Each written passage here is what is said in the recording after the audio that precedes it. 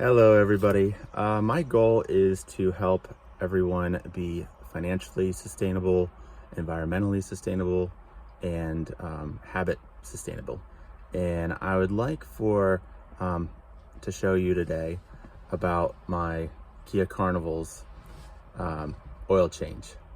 And the first step that you need to do whenever you go to park is pull in to your spot and turn your wheel all the way to the right, preferably while it's moving so that you don't damage any components, put too much strain on it. So here's the next steps. Pulling in, going all the way to the right, park, pull park and brake, and turn off. Vehicle's off, pop the hood, right here. Release the hood latch and prop it open. Loosen caps.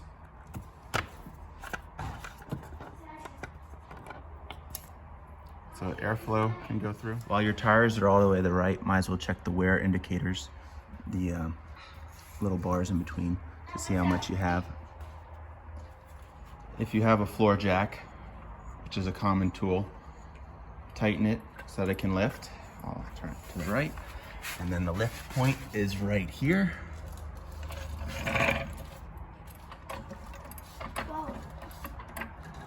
Also, if you have jack stands, you'll want to use those for safety. The wheel to the right allows you to access the oil filter cap. A standard size crescent wrench at maximum open can barely fit it, but it fits snug and surely. It's just a standard 8-inch crescent wrench. So most socket sets don't come with a huge 27 millimeter. Keep in mind that you're changing 6.45 quarts of 0W20. So have containers enough that are big enough to handle all that volume. This takes 2 of these smaller ones. Mine was a little tight, so I put a string through the loop and pulled to loosen it, like so, from the front of the car.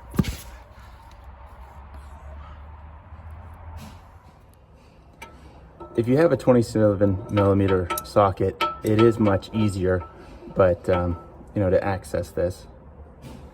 And you want to be careful not to damage it because it is a type of plastic.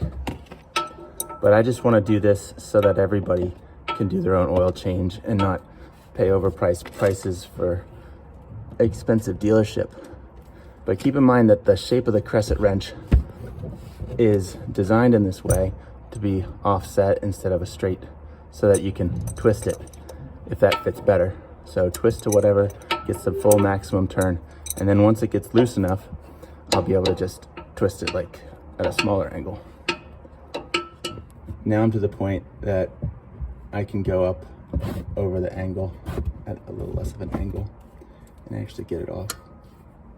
But I don't recommend buying a 27 millimeter socket to do your own oil change, because that's just more resources that are not necessary to waste. But if you have a wrist condition or something, then you definitely want to go easy on your body. Your body comes first. And also, what was that? I was gonna say something else too. I forgot. Oh yeah, so there's apps that you can download for your iPhone or your Android device in order to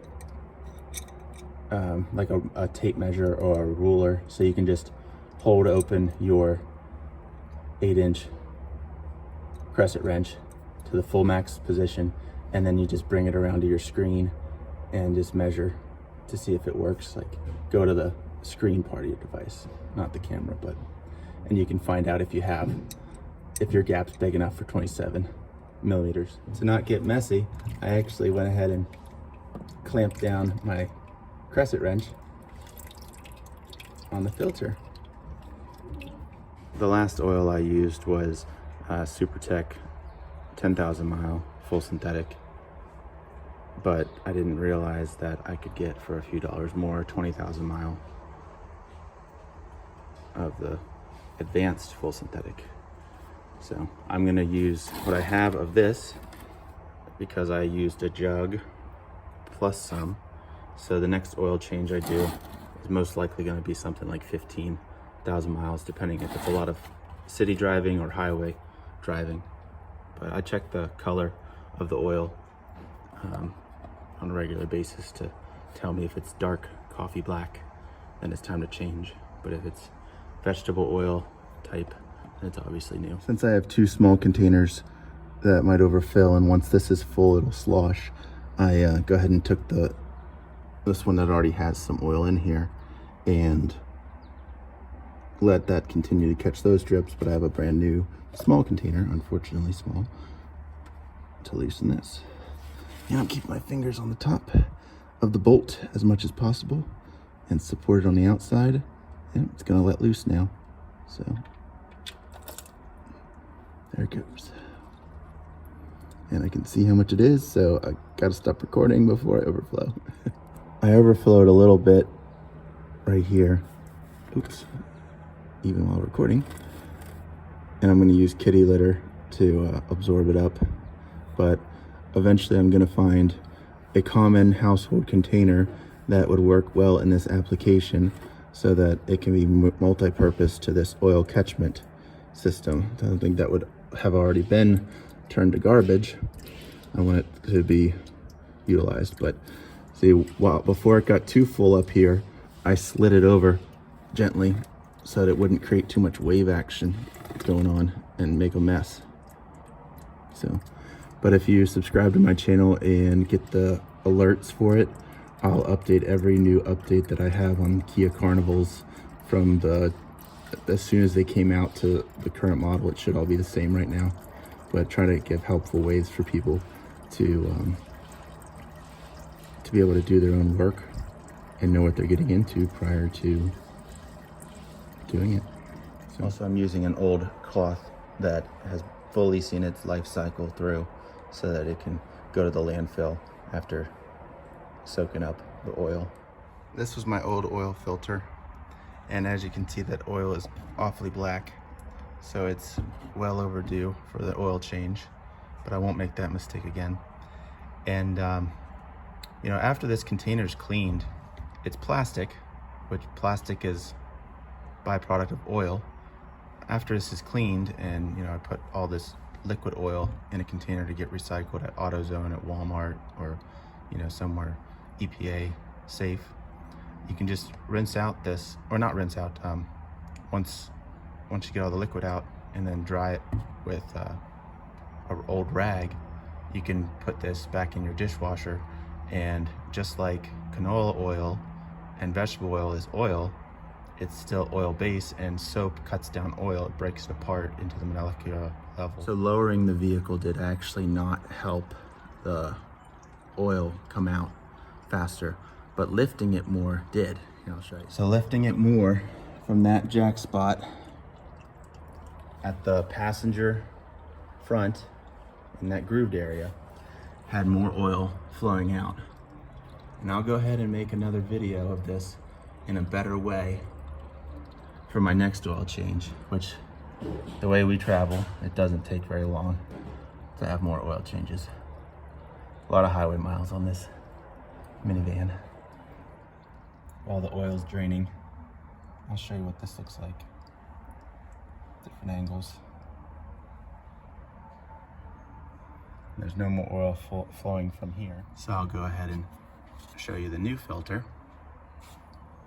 going in at the 6 o'clock position. Like I said in my first little video that I've tried, goes all the way in until it, feel it in the groove, nice and snug.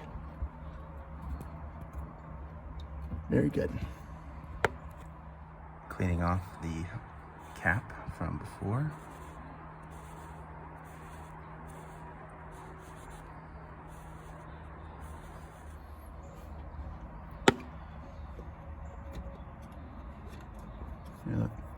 also on the cap. M-A-H-L-E. M-A-H-L-E.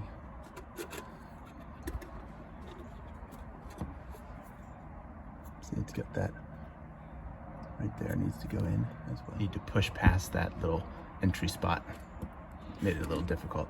So just gotta push it into the cap into the filter, and then hand tight it the best you can, clean it up, and then use the crescent wrench. And it's okay to have a little bit of glossiness. Just make sure there's no drips when you fill it up. Now it's in enough that I can start it off right here. See, that's basically hand tight. So start it back. It's nice and snug, not at the risk of damaging it. Sorry for the video. I'll get better as time goes on, and as I get more subscribers that tell me what I did good and what I did bad, and their input, I'd love to hear it all. I can handle it. And if I can't, I'll have my wife filter it for me to tell me what I should improve on. This O-ring looks perfectly fine, the metal O-ring. So I'm gonna dry it off and put it back on. In case you do have a standard socket kit, this oil drain plug does fit nice and snugly in a 17mm socket, or a snug but tiny wobble to the 11/16. It's pretty snug, but there's still some drips, so I'm moving the pan out of the way, wiping it off, tightening it, cleaning it up. No liquid that could be polluting. And I'm gonna go ahead and use my crescent wrench, because all I want to bring next time is one tool. Well, and I guess my floor jack.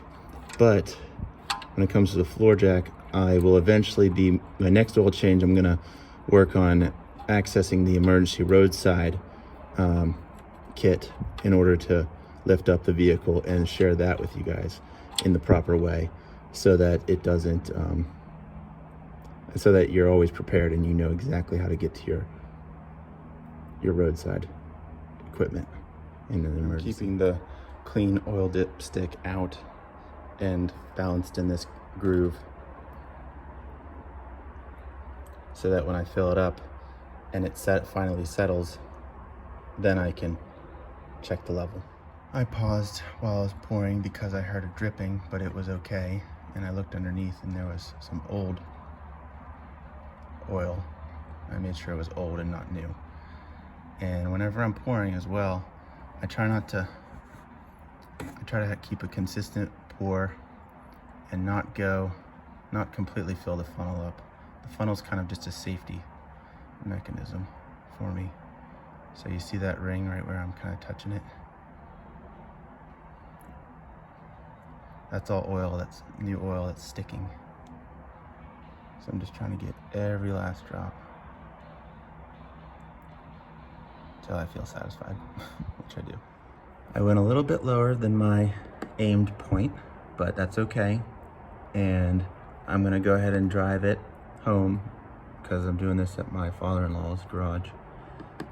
And I'm gonna see where the oil dipstick lies after parking in the flat surface, and add more if I need to.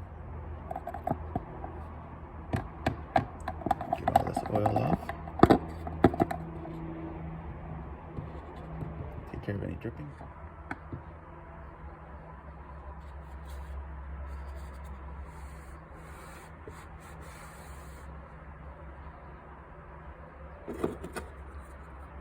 Cap on. Used the funnel on this, on the clean stuff. I can use it to pour the dirty stuff back in and drop it off at a recycle center. One great benefit of refilling your old oil into that container is to see how much old oil you actually removed.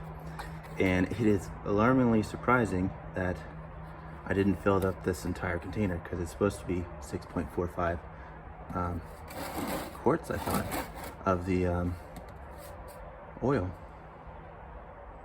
But I'm only probably returning like 5 to a recycle center.